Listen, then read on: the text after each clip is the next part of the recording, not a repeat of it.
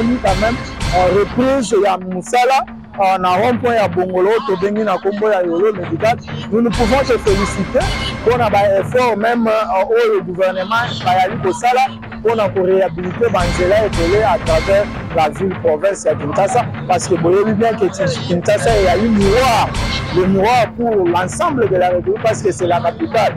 Donc au moins pour la population de Kalamu bao bazali kofanda awa na Kalamu pe na ngambu ya Otobengi Yolo na Kauka.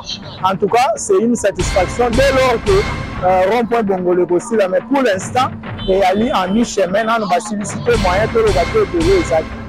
Oui, nous demandons d'avoir chance d'être financé parce que il y aura même une part de financement et il y a le gouvernement central alors que c'est l'équipe qui a suivi les ala. Parce que il y a des situations de réhabiliter, on norme est bien. Mais les Karanandira malamu, batavelope, batabatouba les gamalamu, n'a pas de les gamalamu. Mais vous n'avez pas mettre ce symbole moro awa. Il y a bao batenda kala. Vous connaissez la moitié de la photo ya monument ya Kimbangwa. Mais na Monica ba des œuvres bano sans esprit, qui babuka monument.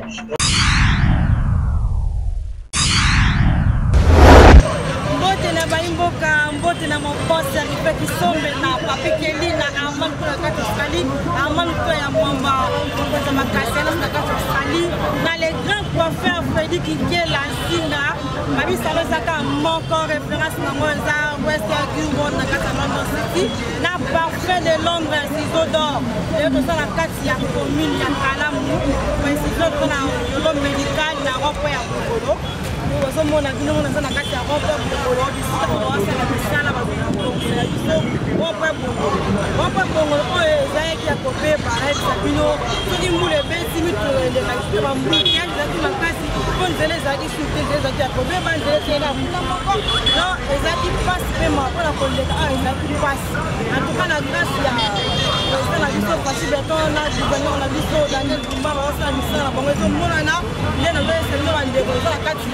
Bongolo na ropa Bongolo na Yolo Medical.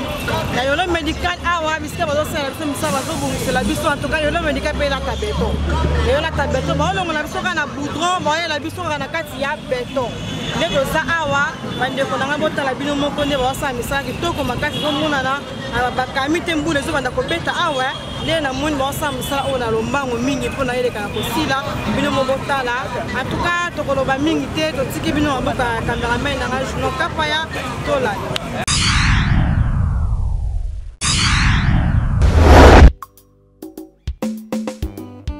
Avec Fati Béton, nous bâtirons un Congo digne et prospère.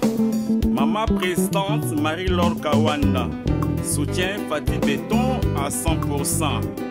CG Augustin Kabouya qui merci Aéro National Dr Etienne Kisekedi pour tout. Jean Mobiemé, Hippogré. Soutenons Fati Béton, donnons-lui le temps. Depuis des temps qu'il a fait, qu'il y a plusieurs réalisations.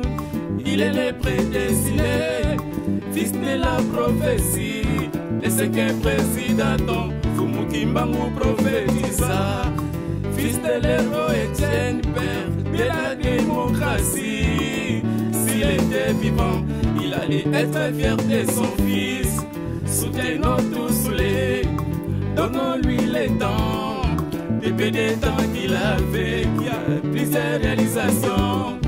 Il est le prédestiné, fils de la prophétie.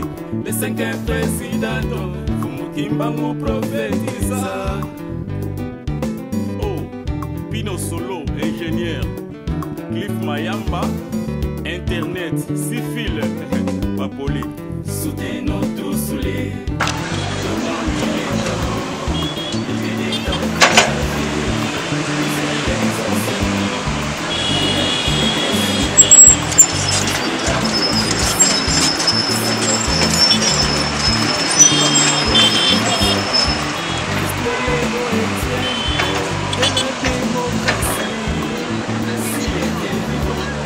Yeah.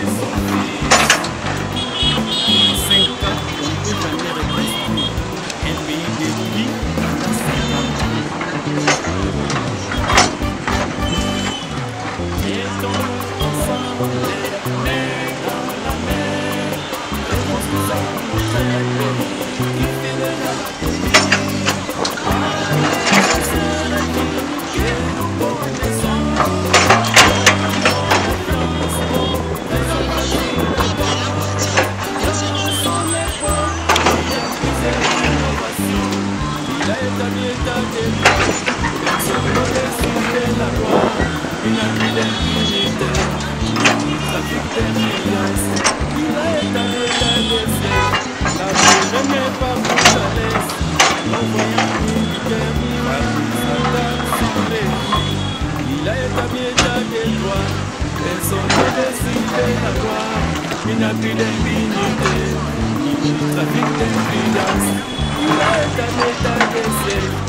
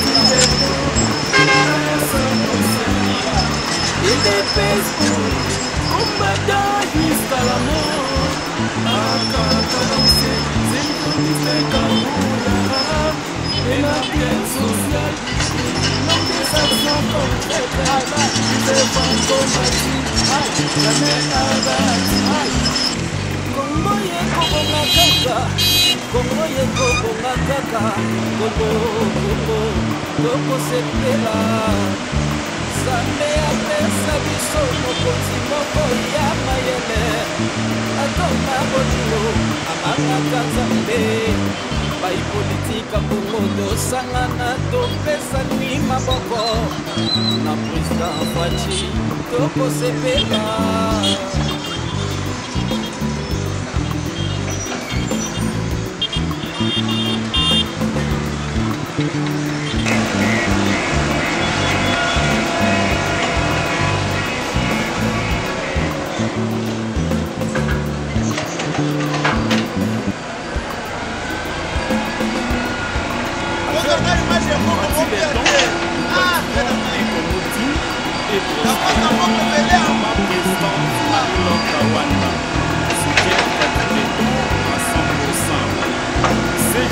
Augustin Kabouya, dit merci à l'héros national, Dr Etienne Tshisekedi, retour.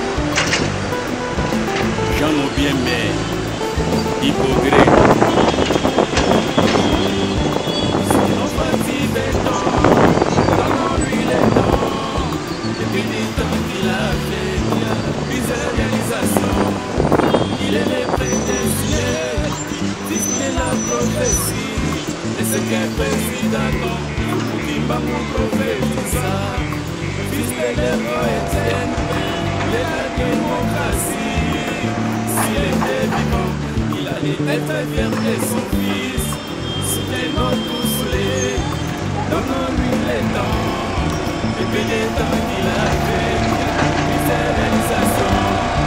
Il est le prédestiné, fils de la prophétie. Et ce qu'un président non, il va nous prophétiser. Il est souvent ingénieur, il ne croyait pas,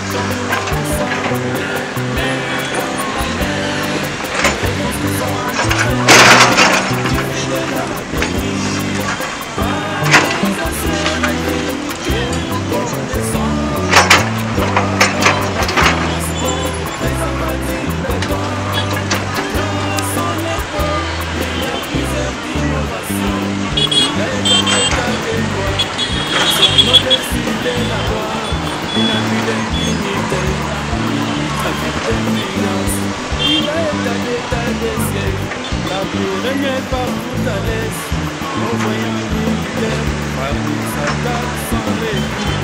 Il a établi l'état des droits, personne ne décide de la loi. Il n'a plus d'impunité, ni au trafic d'influence. Il a établi l'état des sièges.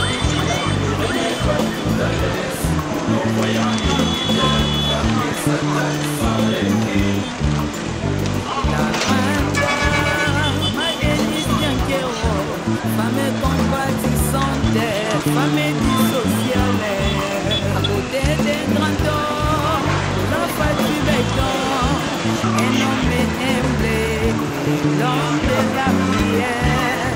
Hospitalier, en avant, c'est pas du béton, à 100%. Il dépêche pour combattre jusqu'à la mort. La 1500, la originale.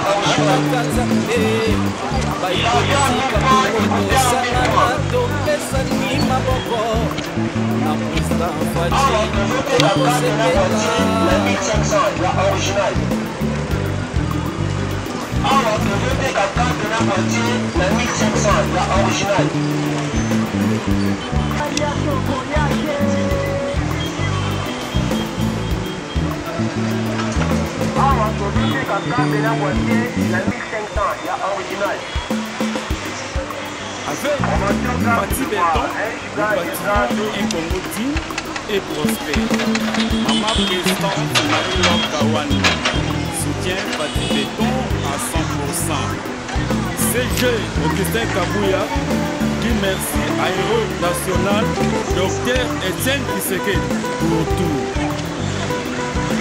Jean Mobiemé, Hypogré. Pati Béton, donnons-lui les temps. Depuis le temps qu'il a fait, il y a plusieurs réalisations. Il est destiné, juste la prophétie. Et ce qu'est président, vous qui va mon prophétisa. Fils de l'héros exemple de la démocratie. S'il était vivant, il allait être fier de son fils. Donnons-lui les temps. Depuis le temps qu'il a fait, il y a plusieurs réalisations. Il est destiné, fils de la prophétie. Et c'est qu'un président qui va nous prophétiser. Pino Solo, ingénieur. Cliff Mayapa, internet, civil.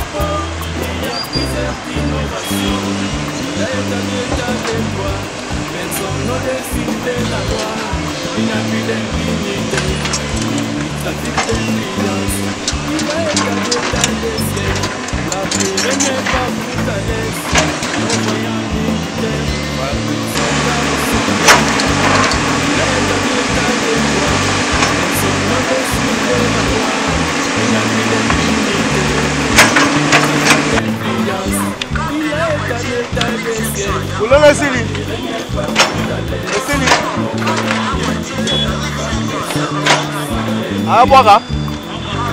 Wapi? Mai. Aboga mai.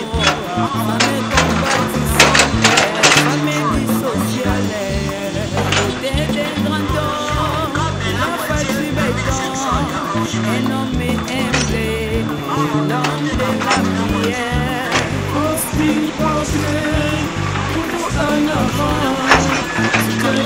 na Bongolo. Et moi, je vais maman.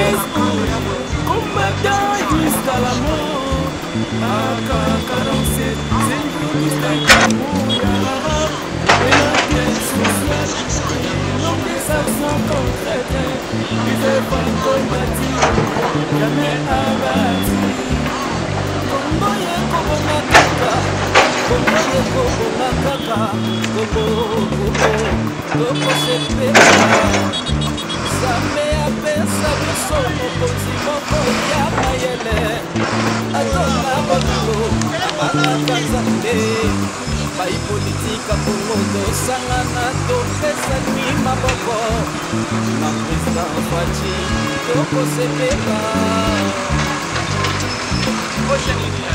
Où ça va la télévision?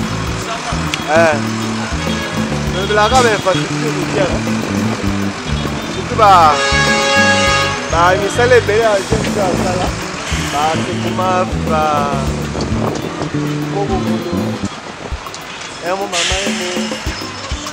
avec Fati Béton, nous bâtissons un Congo digne et prospère.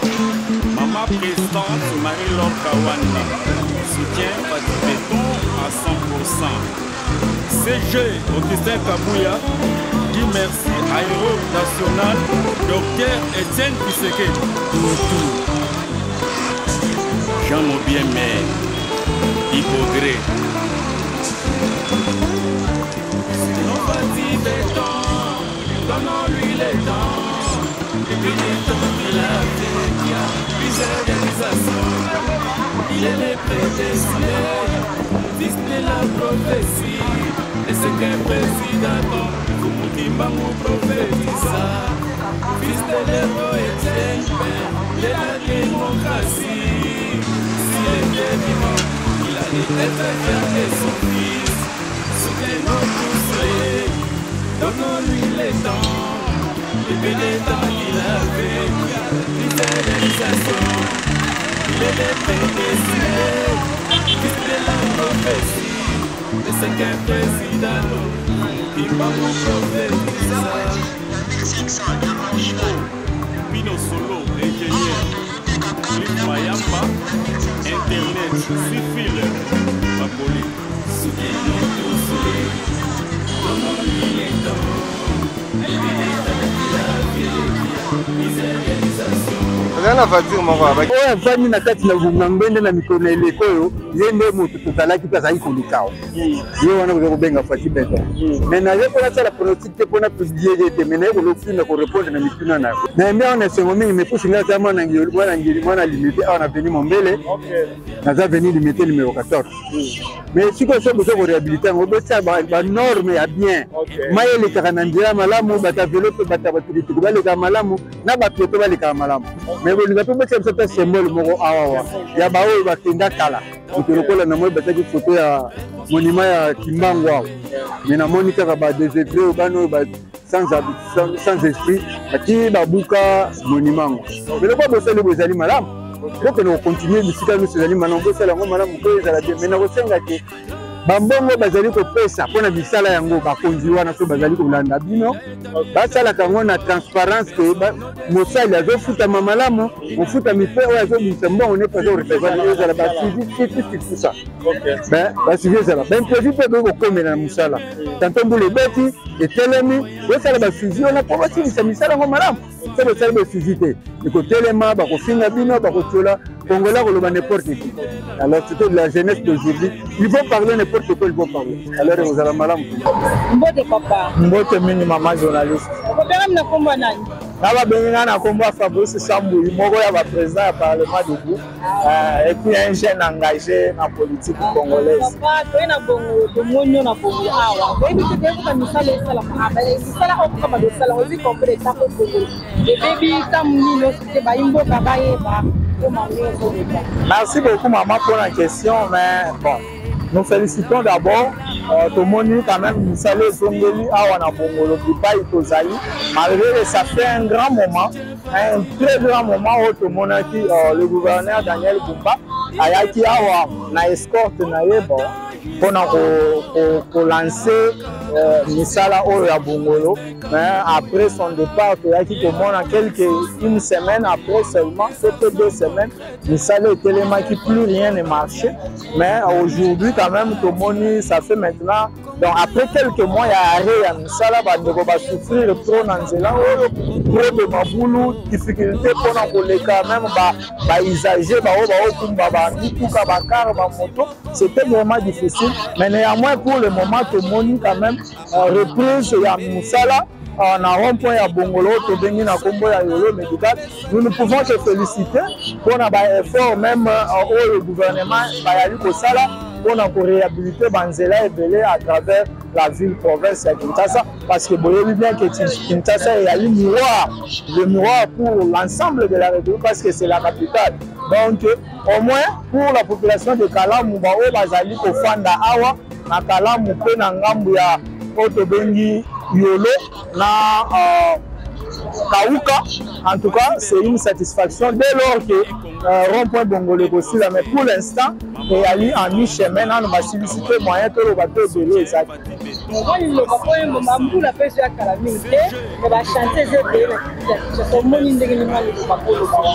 Oui, nous demandons d'avoir une chance d'être financé parce que il y aura même une part de financement et il y a le gouvernement central alors que c'est l'équipe qui a suivi les ALA. Parce qu'il y a certains entrepreneurs et aussi principalement dans le domaine de la construction routière, il y a certains entrepreneurs, ceux qui ont vu au financement, ont vu Missolo, au moment à négliger rythme, accélération et Moussala, il faut à ça. C'est devenu presque monnaie courante et pas à tout ce Congolais. Alors, ce que nous allons demander, au niveau du gouvernement central, au niveau du gouvernement provincial, réaliser ce que c'est là,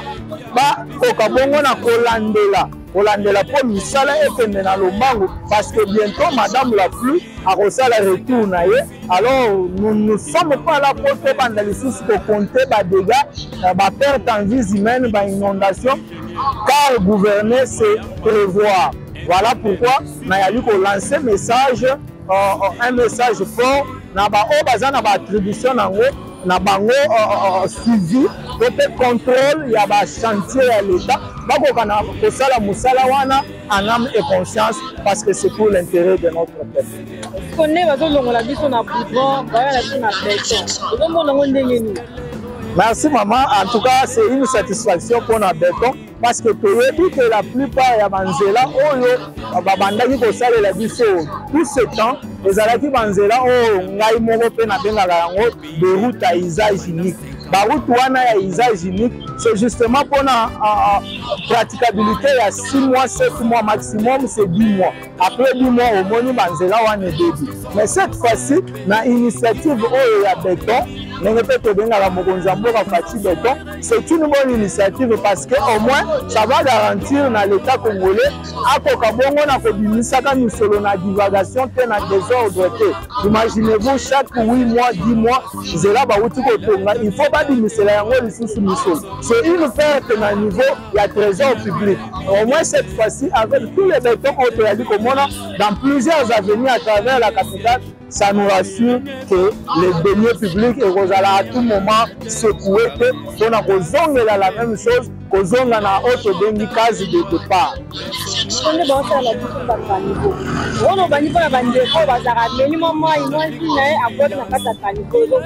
Ça c'est un problème très sérieux. Le problème il y a salubrité dans la ville province à Kinshasa. D'une part l'État a la responsabilité, d'autre part la population a la responsabilité. Mais d'entrée de jeu dans l'État congolais, s'il faut que nous éduquer la population en instaurant par exemple une sensibilisation, l'État est raisonner comment il peut faire ça, ou parcours ou bien la formation par rapport à la salubrité, par rapport à la propriété de peuple. Il faut qu'on intérioriser que quand il s'est en mis tout la bâtiment, parce que surtout en tant que piment, nous conscience wana ya koyeba que salubrité pepe bopeto et yali musala to pe apanage ndenge babenga na yupalansa ya biso nyonso eza kaka ya bakonzi te. Alors c'est à l'état ya koluka ko vulgariser eloko wana esengi même na mokonzi ya ville monsieur Daniel Bumba le gouverneur au nom même du Parlement de Bouddhisme, que c'est nous à Kokabongo na koyeba comment pour installer aux alliés la poubelle dans les grandes artères. Parce que même moi personnellement, quelquefois, je souffre na meli moi j'ai nangai na bandi kotambola kotala où est-ce que je vais jeter ça finalement na moni poubelle. Sikoyo imaginez-vous maman ya Gambela ameli mai ameli moi j'ai naie atali de gauche à droite poubelle ezate. Suite les années, à boire qui n'a pas, à boire qui n'a pas niveau. C'est bien, on sait les biso bas niveau, oui, on voit ça. Mais dans la durée, ce n'est pas plus de 3 mois, dans moins de 2 mois, au moins la niveau est tombé et bouché.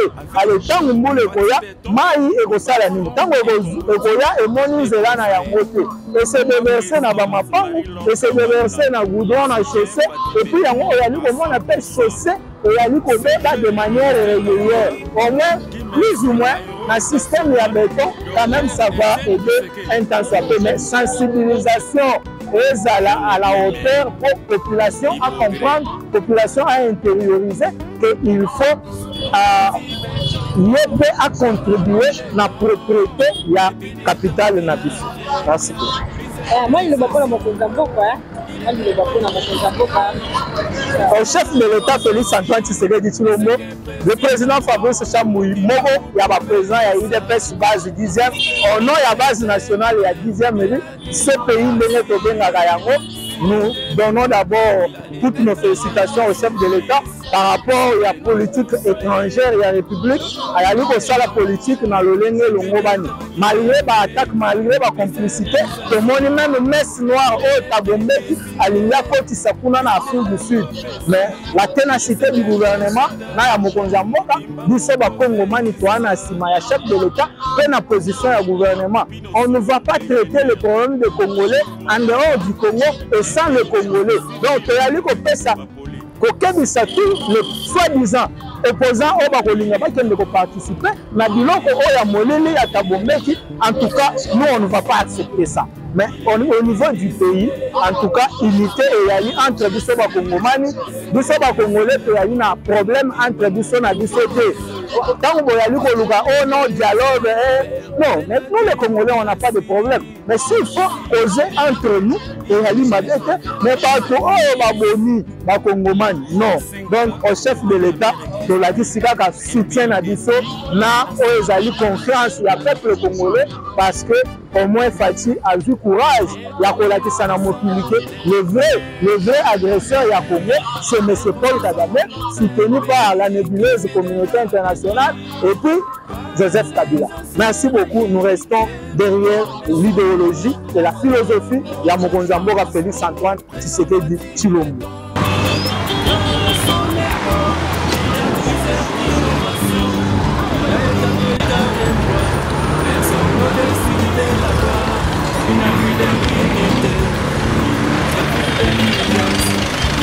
Merci Bozaki wana ebele pona kolanda pona kotala nye bazo bomisela biso bongolo en tout cas na reprendre bongolo toza awa naza na sima ya hôpital yolo médical wo bote limete minute na boulevard kuna boye wuti sera feye boye ke tibe ke dimati na presse ya Kasavubu boye ke ezo tiro pengaba. Merci Bozaki wana ebele pona kotala ne misala salama ndenge bozo mona bino monde bazo bomisela biso. Merci Bozaki wana ebele, merci na mon bon serviteur qui sont na Papi Kelly, na Armand na Kate Australie, na Hervé Mwamba, na le grand coiffeur Frédéric Kinkela Zinga, na Western World, na Papa de Londres, Hervé Mwamba, le Mwamba, merci na bien Bozaki wana ebele, na Papa Christian Kachunga, na Papa Gedeon Kayembe, Bozaki wana ebele, en tout cas, merci na bino nyonso tout, mokolo malamu mpona bino, bayo.